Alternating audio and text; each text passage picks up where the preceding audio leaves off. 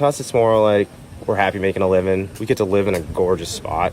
And, you know, I don't have to go very far. My girlfriend always jokes that once we move back here, it's like I'm the hermit who never leaves the mountain. Yeah. I can see why, though. Yeah. Are you a brewhead? I'm a brewhead. Are you a brewhead? I'm a brewhead. Y'all are brewheads? Yeah, we brewheads. So pour a glass of craft beer, we can do this. Yeah. What's good, y'all? This is C-Certified Brewhead, and welcome to episode 106 of Beer and Other Shit, the podcast. And today we are in gorgeous, I guess it's called Braintree. Mm-hmm. Look at this. Look at the sunflowers. In Vermont, we got Mike, I would say co-founder. That's not true. Founder and owner of Bent Hill. Mate, thanks for having us. Yeah, thanks for having me. Really appreciate it, man. This is gorgeous. Out of control. You can just stare here and people can listen to us stare. Yeah. Want to see that Pretty instead? much. I'm with it. It's super cool, man. Thank you for having us. This is super dope. I didn't realize where you guys were. I had my friend Rob who sent me a photo the other day, and he was here and he had sort of the beer like this looking out. I'm like, where the hell is he? I thought he was like maybe his house or a friend's house or something, but he told me he was here, and I didn't realize that you guys were like in this crazy location.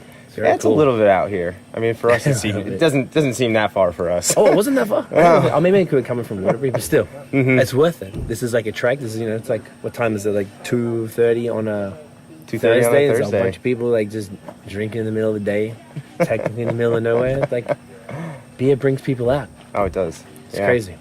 Before we get into the details, we're going to start with an interesting beer. So anyone who listens to the podcast know I hate pickles.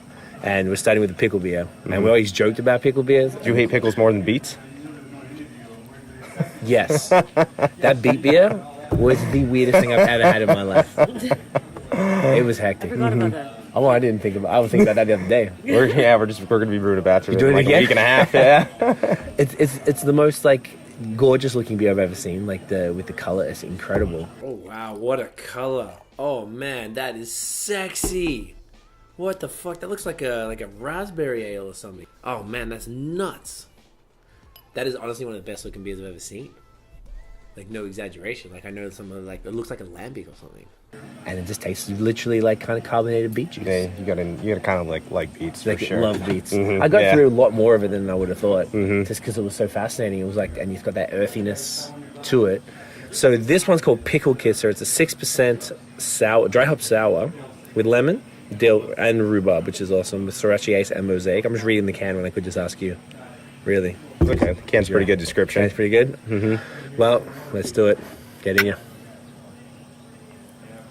Okay, it doesn't smell like pickles. Wow. It is more rhubarb than pickle. There's a little bit of dill in there? Just a tiny bit. All right. Yeah, we use about a pound of dill. We use 50 pounds of rhubarb. Wow. And then we use 20 pounds of lemons. Yeah, because the dill can get really overpowering really quick. And we've played around with the ratios a bunch. So this is the fourth time we've brewed this. It's only a seasonal. This is the first time we've ever been able to brew it twice in a year. Okay. Is that just because of availability of ingredients? Yeah, pretty much. We can only get so much rhubarb in the springtime, and then this year is the first year that we froze off a bunch. So typically it's smart. fresh. But this year was like we wanted to brew it more than once, particularly for my friends that came up.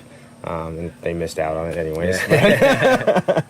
Darn. But more pickle beers next year. Yes, the goal is for us to kind of try to make it 2 times a year. You know, we only brew 7 barrels of it a year total. Okay, so it's not like a ton. No. And it goes pretty quick?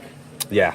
Like, I feel like people, at least in North America, like in Australia, it's not a big thing, but here everyone loves pickles. Oh, yeah. And the closest I'd ever heard was, like, say, a cucumber goza or something. And it has a bit of a dilly flavor or whatever. Yep. So when you say dill, you don't mean the herb, you mean the actual dill pickles. No, we're using the herb. Oh, there's no pickles in it? No, there's absolutely no pickles in it. Yes. Okay, I don't know why. So we've done pickle beers before. So we actually did a beer called Hot Tubs and Bongs, like 2 months ago for Brewfest up in Burlington. Right. And that one we used 2 gallons and bread and butter pickles in it. Wow, how'd that go? It was great. Yeah? Yeah, it was like, it worked out. It was bread and butter pickles, and then it was aged on raspberries, strawberries, and cherries. And so it was like, it had the bread and butter pickliness to it, like that yeah. sweetness.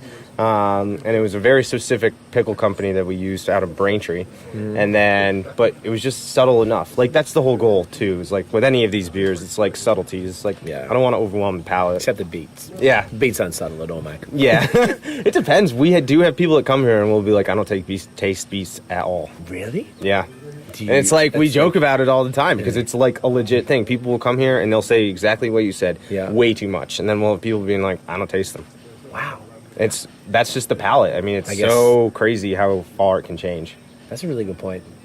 Fair enough. I just wouldn't have thought of any beer that beet one would have been the one that would have said The only other beet beer I've had is a sour that was out of Colorado. That was with beets, and it was like a little too overwhelming and a bit sour, a little odd. Right, yeah, that earthiness with the sourness is probably not a great combo. No. Not at all. So, I did the stupid review pitches. Yeah. May, are you down? We're Yeah. going to be doing a bunch. Pickle beer, amazing. All right, brother, so let's get into your beer story. How did you get into beer? How did this all begin? I mean, like a lot of people in Vermont now, as a home brewer about 10 years ago now. And I was working... Well, I started before I was out of college. Okay. And then pretty much from there, just kept brewing. I moved, I went to school in Maine, moved out of Maine, moved to New Hampshire, kept brewing. From here? Yeah, this is where I grew up. Okay. So. That's amazing. Yeah, I've been here since I was 10. I've always been in Vermont. And then from there, I was an engineer, and I kind of just got bored on that. And what kind of engineer? 'Cause isn't there like civil and environmental. Okay, and what does that actually mean? I primarily did like large-scale oil cleanups and stuff like old gas spills from like the 60s and things like that. And so we were going there, and I was overseeing all that for the most part. But I did a lot of stuff. I mean, most civils are doing like road design, bridge design, and things like that. But for me, it was always I was more on the environmental end. It's what I enjoyed. Gotcha. And so that's what I did. But it was a lot of travel. It was a lot of travel. I was traveling probably between 5,000 to 6,000 miles a month, and locally. I mean, was in it was in New Hampshire. Oh wow! Yeah, the whole state of New Hampshire. I was driving up and down constantly, and that just kind of burned me out. And was trying to figure out the next step of where to go. And I'd been brewing, and I'd been giving beer away for years at that point, and people really enjoyed it. And it was like one of those things where like, how do we do this? I have like that mindset. I knew how to do permitting.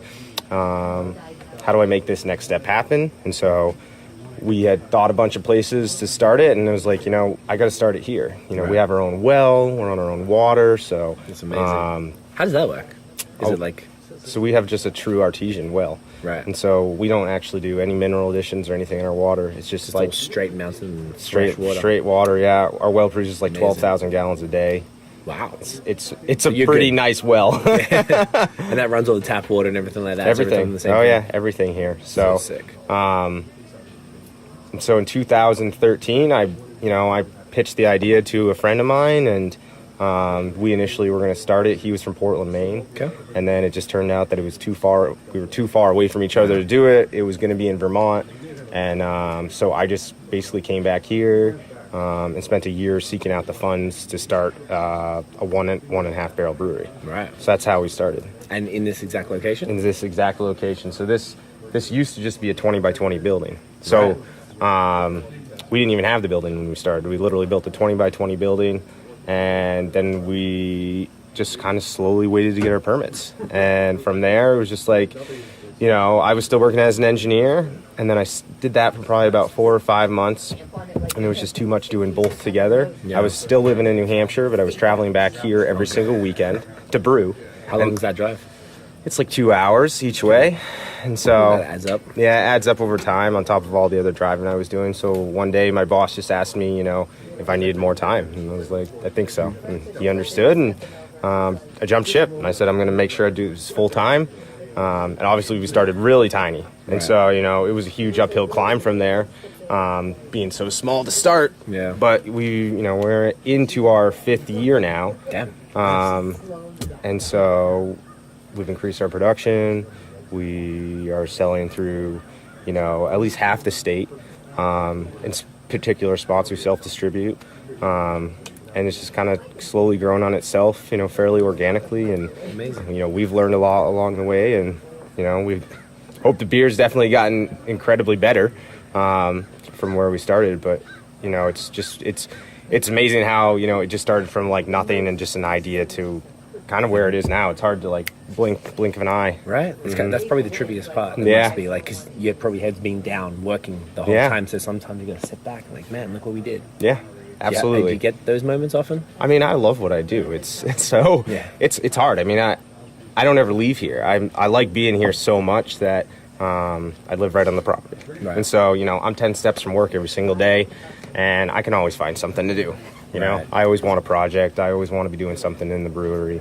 And so, I don't know, it never feels like a task going in there. I mean, there's days you're up at 5 o'clock in the morning, but it's rewarding in the end. Right. Mm-hmm. That's sick, man. It's pretty cool. So that is your place? So this is where I grew up. I actually live in a 130 square foot tiny house. Oh, right. Yeah, with my girlfriend. That's all you need. Yeah, that's it. You know, we have 3 dogs. They sleep in there most of the time.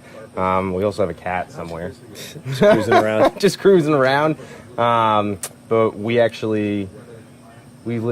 just moved in that in December, so we haven't even been living in it a year yet. Right. And before that, we were living out in Tunbridge, Vermont, so it's about 40 minutes from here. Okay. That was getting annoying too? That was getting annoying. Yeah. Oh, yeah. That was getting old. You might as well just be here. Yeah, it's nice, you know, and gorgeous, we have, man. you know, we have a lot of friends that just show up and hang out, and you know, they just know you're here, so you don't have to. Is it one of those old school like in the 80s, you just didn't even call or rock up? Exactly. And just turn up, hey, what's up? Exactly. We always joke about that. Like, who just rocks up at someone's house now? Like, why would you do that? People do it all the time here. Yeah. I kind of like it. It's like completely, like just the opposite of any sort of city life. It's like when we were driving up, the dog would literally, like this guy, what's his name? Tobin? Yeah, he just like bolted towards the car. I was like, I was really just worried I was going to hit him or something. He's like super friendly. He's the best. He absolutely wants to be everybody's friend. Love it. That's his main goal in life. Yeah. Looks like he's doing pretty well. Yeah, they like all the attention. I think it's good for them. All 3 of the dogs that are here. Yeah, all the people that come through and just, I don't know, makes them like better. A cool bonus, right? Like just to come in like, oh shit, I get beer and a dog. Yeah. Who doesn't like dogs? And for them too. I mean, it's the life. I mean, it's all this open area. You know, we don't control where they go for the most part. Right. But all the people being here actually helps keep them around a lot. Right. I mean, it's a dog's heaven more than anything. Oh, I can imagine. All sorts of stuff. How big is the property? It's 16 acres. Okay. But pretty much all the land behind here is public. Okay. So from the trees back? So beyond the trees, we own. Oh, nice. Yep. So that's a big brook down there, and we own beyond that, and then pretty much it's all fields around here. Okay. But this is all wooded. I mean, there isn't much around here besides woods. There's some, you know, cow farms and some pasture fields, but regardless of that, you know, it's all hills and trees. That's for the pretty most sick. part. Hey, it's cool. No phone reception. No one to bother you. No. Yeah, that's one thing though. The first like 3 years that we were around was like, I actually loved it. I was like, no one could call me and everything. But then we got so busy. I was like, I need to have a way to call people. What do you do? Yeah, well, the lady from Verizon showed up one day trying to sell me on a business line, and then she was like, you know, you can use your cell phone up here through Wi-Fi. And she's like, I'll turn it on. I was like, oh, just normal Wi-Fi? Yeah, I was like, okay. And I was like, I'm not going to buy a business line now. You just showed me how to do that. She messed up. Yeah, so badly. Yeah, and now it's actually at least I get cell phone coverage up here now. But we've never had cell phone coverage up here our whole life. It's actually slowly started to creep up the hill. But once you get to the top of Bent Hill right there, there's nothing anymore. No, just not until nothing that way, nothing that way. Wow. So we're just kind of in this like little hidden valley here. It is a valley, right? I was about to ask because I can see like this thing's bigger than this. I feel so like, Braintree, we climbed up here a bit. Yeah, so we're at like 1,200 feet here. Oh, really? Yep. And so the biggest mountain in the Braintree range we can't quite see over here is 3,000 feet. Right. But we're looking at Rochester Mountain over there, and then the Braintree range slowly starts right here. Just behind the trees there. Just behind the trees. Okay. And we're in central Vermont. Right we're now. in dead center Vermont. So Randolph is the absolute geological center of Vermont. And Randolph is the town we just went through on the way here and just turned off from there. Okay. That's crazy. Because I guess this is something we've never really been around this area. So we're sort of, I guess Burlington is where we would tend to be. That's probably just the northern, I guess that's considered northern Vermont. Yep. And then, so is there like a hub, like, no, I was going to say a hub, but is there a whole bunch of other like breweries and like beer stuff happening around here? Or are you guys like the sort of local guys for this? There's definitely quite a few, all pretty small. Okay. So there's no big industrial breweries in central Vermont, or even in the greater area of central Vermont. There's Good Measure, which is out in Northfield. They're a 4-barrel brewery. There's Brockle Bank out of Tunbridge. They're a barrel and a half. Upper Passes Small Brewery is in Tunbridge. And they're brewing out They're of, 2.5. Von Trapp as They're well. brewing most of their beer out of Von Trapp. And then the closest thing to that then is River Roost down in White River. Oh, yeah, I heard about them too. They're quite good. And then Lawson's, but Lawson's is building out a huge facility now. In Waterbury or something, I heard. It's going to be in Warren. Oh, in Waitsfield. Warren. Yeah, it's going to be in Waitsfield. His original brewery's in Warren. It's kind of like up this. It's up on App Gap, on top of the mountain. It's a little 7-barrel brewery that he has there. Right. That's He's the doing the big original. thing. Oh yeah, it's big. Yeah. Crazy. Much bigger than we ever want to get. That's a good question. Did you have any sort of thing in mind with this place? I think we definitely already exceeded what I thought I wanted to do, but it more came down to that every time we expand production, it's always been like, all right, this will meet the demand for what we want, and then it just never has. Right. And so every time it's like we are always trying to squeeze orders to places, to get them beer, and just it's become an issue. But there's a point where we just don't want to get any bigger. We won't be able to get any bigger on this property. Right. You can't expand the actual brew house here at all? No. No? And so Is that permit reason or space permit. And so, but that's kind of like the limitation. So more than anything, but it's not the biggest deal to us. Okay. To us, it's more like we're happy making a living. We get to live in a gorgeous spot. And, I don't have to go very far. My girlfriend always jokes that once we move back here, it's like I'm the hermit who never leaves the mountain. Yeah. I can see why, though. Yeah. And so she's actually, have you guys ever been down to Worthy Burger? Worthy Burger? No. In South Royalton? No. Wow, I'm surprised you haven't. We went to Cornerstone next to Good Measure one time. Yep, Cornerstone Burger, but Worthy Burgers, they're actually opening up a spot in Waitsfield soon. Okay. But if you do, you should definitely check it out. But Okay. It's just, I don't know, like It's like a hard. burger spot. It's like the original like beer burger spot Oh, in this okay. area by Right. far. Worthy. And they started, I think they started a year before me. Okay. And it's the same thing. Like you would drive down there and you would never even know there was this spot, and it just kind of blew up. It was definitely they had the most craft beer, for the time, and their burgers, were really Amazing. good. Yeah. So, but so pretty much that's where she is, but she can't get me to come off it. Like she can't even get me to go down there anymore. It's get a like, burger, it's not it's happening. like I got beer right here. Where am I going? Are you at the point? Do you like drink up mostly your own stuff? Are you sort of? It depends. Like, I mean, I don't get away from here very often, but I do really enjoy going someplace else and drinking other beer. I don't get to go to a lot of breweries in the state. Everybody assumes all the breweries have been to all the other breweries in the state. A lot of people think that, and I'm like, you probably have been to more than I have. Right. A lot of it is everybody's really busy. Yeah. And so even them, like even everybody else just doesn't have the time to really get away. A lot of times, if I'm just driving around on deliveries every once in a while, I'll pop in and see somebody and just say hi Grab for a some. couple hours or something Yeah. like that. And everybody's really friendly. I mean, if that's more or Everyone less. seems to know each other, and If you need something, you can reach out to somebody else. If I ran out of cans one time and I just needed something last minute, and there were a lot of people willing to help and everything. But I love that. I do really enjoy trying other people's beer. Not just even Vermont beer, but just other beer in general. Yeah. It's just, I don't know. It's always, you don't want to call it research, but Kind of is though. Yeah. See what else is out there. yeah, and it's just to me, it's always a learning process. You find something that you're like, wow, I really like that. I want to learn how to do that, in my own way. I think that's part of it. You can get trapped in your own stuff without having, any other knowledge of anything else that's out there. Yeah. Is the biggest problem, I think. Yeah, I see that a lot. Mm-hmm. Of, particularly when it's like, do you have assistant brewers and stuff like No, that, or it's is it just me. you? So you're doing everything. Yeah, You gotta- Mike only helps me package, and then he runs the tasting room. So Right. that's it. So And it's you got just the delivery driver as well. Yep, I sometimes have to go that out as one well. day a week and do deliveries myself. So our delivery driver is actually a farmer.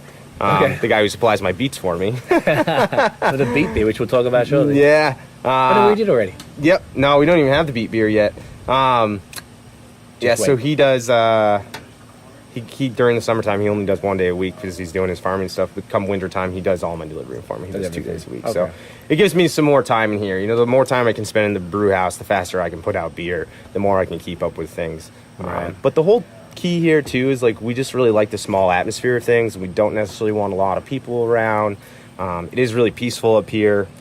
And so we've made it really efficient working for just 2 people. I mean, we definitely crank on it for just having 2 people in here. I put in a ton of hours, but that's the thing is like I don't honestly see myself not doing that ever. Yeah. I don't know what I would do with myself. Well, I feel like, let me grab you another one. Whatever we're doing next. Thank you, sir. Welcome. What's this bad boy? It says ale. Does that mean it's like sour then, based on that? Or? It is a sour. Okay. And so most of our sours, what we are doing to sour them is we're doing a sour mash, and we're pitching Icelandic yogurt into them. Oh yeah. Yeah. Okay. So that's our inoculation to start the souring. Right. And so it just has a lot of cool, funky bacteria in it. It's definitely the lacto that we're looking for the most, but we find that it just provides a really clean tartness to the beer. Okay. And a lot of people, even with Berliners, you can still get the really sour beers from Berliner, and I just kind of like having something nice and mellow. Every once in a while I enjoy the pucker sour, but it's not something that I enjoy that much in a beer. Right. And so for me, it's like I just want the right amount of tartness that it doesn't take away from some of the back end of malt. And a lot of these are just like 50 to 75% wheat. Mm-hmm. And so I really like that character, but I want it to be dry. Right. And so, but you still get some of that maltiness in it, but you get just enough of the tartness. And so most of the sours we're adding fruit to every single one of them. Okay. We have 2 tanks that we use specifically for that. That's sick. Mm-hmm. And so this one's aged on raspberries and toasted coconut. That's some hand toasted coconut. I bet you just did that in the oven. Oh yourself. Yeah, took days. I just toasted 50 pounds of coconut this morning. Okay. And it's already 2 p.m. Yeah. Well, cheers. Cheers.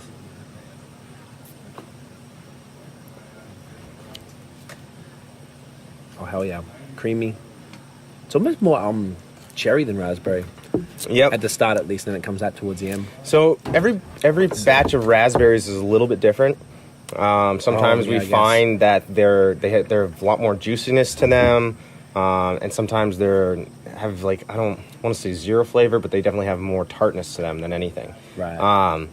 And it really depends, but it depends. I mean, it's probably the ripeness of them more than anything, but you just don't really know what you're going to get, more or less. And for the most part, like all of our fruit is we bought through a co-op down South Royalton. Okay. And so, they kind of give us what's available. Yeah. And so you just kind of have to work with it. The last batch was much sweeter. So these raspberries were much sweeter versus the raspberries that we used in the beer hot tubs and bongs were much more tart. Right. And so the flavor that came through more was strawberries and raspberries. Because raspberries typically have a very strong essence to them, and can be overpowering and will take over pretty much any other fruit that you put in for the most part. They're like the galaxy hop of fruit. Yes, exactly. Okay, get that photo real quick. Yeah. You know the drill. Thank you, sir. Yeah, this is really good, man. I really like toasted coconut. I feel like I don't recall ever seeing it in a sour or like a lighter body beer. It tends to be in a porter, like your coconut porter. Mm-hmm. I saved 1 can, so I still have it, like from the last batch. Have you had the double coconut porter? No. Oh, wow. It's even better? It's sweeter. It's different. I find that our regular coconut porter is a little drier. It's supposed to be just light, easy drinking, with the chocolate malts to it. That's actually what I roasted the coconut for this morning. The double? No, for the single coconut. Okay. Are either of them seasonal? Nope. It just I don't brew in a rotation of I don't really know what I'm brewing until I'm brewing it for the most part. All right, this is what we're doing now. Yeah. That was kind of another question then. Mm-hmm. How would you, you seem to be, your beers are eclectic, super eclectic. I feel like you got beet and pickle beers, and then you got this classic Vermont IPAs, and then coconut. I feel like you do some interesting stuff. How does that all, did you think beforehand, or I just want to make interesting or off left of center stuff? Well, I think when I first started, the idea was I actually wanted to make medicinal beers, and I wanted to put ingredients in that were medicinal. But the problem with that is you can't. They're gross, probably for the most part, and then you legally can't claim any medicinal property in beer. It's illegal. So really, because the alcohol kind of negates it. Yep. So you're not allowed to via the state government, federal government, or anything. You can't have anything that says anything in there is healthy at all for you. Okay. So from there, it was like, all right, well, when I was a home brewer, I love just putting odd things into beer, and that's how it started. The first beer that we started doing weird things to was a lavender porter, Nice. which seems really basic, but it was just like this beer that we actually won a homebrew competition up in Burlington with. because it was just totally different, but it was so unique and good at the same time. I mean, it was funny. We had like people coming up to us and being like, "This is like a day at the spa." Like that's like what was weird. It was at the time, there wasn't a lot of people putting strange things in beer, and even now there still really isn't that many. Most people are either going for the mainstream, like these are our 5 beers, and these are the ones that we produce. I think the hardest part too is that like when you start putting weird things in it, you have to find a way to do it and package it properly. Right. Or else it's not necessarily shelf stable or anything like that. Right, that's what you mean by package, okay. Mm-hmm. And so for us, like, it's more like when we start using teas, we don't actually physically put like the lavender and stuff in there. We make a tea first and we boil it so that everything's sanitary, and then we still put it in the end of the boil. And so that we like dry lavender at home. Exactly. And for me, it's just, I don't know, it keeps things fun. Like even now we sometimes get into production mode where it's like it feels like we're brewing the same thing over and over and over again. And so it's nice to be able to have things that I'm like, okay, we're just doing this, or we're just going to do that. Like these sour beers kind of all originated about a year or so ago, that we did like one-off batches with, and we only kegged them. Right. And then we got some new equipment. We have smaller tanks that allow us to put fruit in. They have the big open tops on them so that we can dump fruit into them. And before, we don't have that. I mean, you have a 4-inch dry hop port. Yeah, it's not fun. And so, it's kind of an ever evolving thing. And we're always thinking of new things to put in beer. But the hardest part that we've run into is people come here and they try something. They're like, well, when is that coming out again? And I can just like, I have no clue. It may not come out ever again. It may come out a year from now. It may come out 3 weeks from now. Because I don't really have definitive set schedules of when I brew things. There's very few things that get brewed in a set schedule. Okay. Why is that? Just because that's how you prefer to work that way? Yeah, I think it's also my palate, and I like drinking different beer a lot of the time. So making the same thing over and over is kind of like too... I think it goes back into the production end of things, where it's like, I want to make sure that I'm always enjoying this here. Yeah. And I think a lot of people that get into that production end of things, it burns them out faster. I think everybody kind of gets tired after a while, when you have 12-hour brew days stacked after each other all the time. Yeah. But just to go in and know you're just throwing the same ingredients every single time and not have the idea of you don't necessarily know what's going to happen. Right. I think you need that.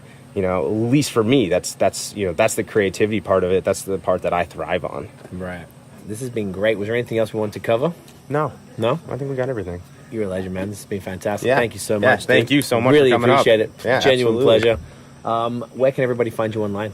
Facebook, Instagram. We have a website that's not the greatest thing in the world, but it has all our contact information on there. Just benthillbrewery.com? It's benthillbrewery.com. Yep. Okay, and it's at Bentil Brewery on social? Yep, on both Facebook and Instagram. Instagram? Fantastic. Love it, man. If you guys are ever Central Vermont, or if you're Northern Vermont or Southern, just come to the middle. It's all here. You get hummingbirds, dogs, sunflowers, mountains, and of course, incredible beer. Thank you guys for watching. If you enjoyed the episode, mate, boom, smash the thumbs up. Hit subscribe below and hit the notification bell. What sound does that make? Ding. It's ding. I'm trying to make people say it now. You're like, it's ding. It's definitely ding. So you know when the new episodes drop. Follow us on social media at BAOS Podcast and check out the long form audio so you can hear very attractive gentlemen like Uncle Mike here talk about beer and sunflowers and hummingbirds and coconut and glitter very often. That is it, guys. Thank you for watching. See you in the next episode. Get in ya.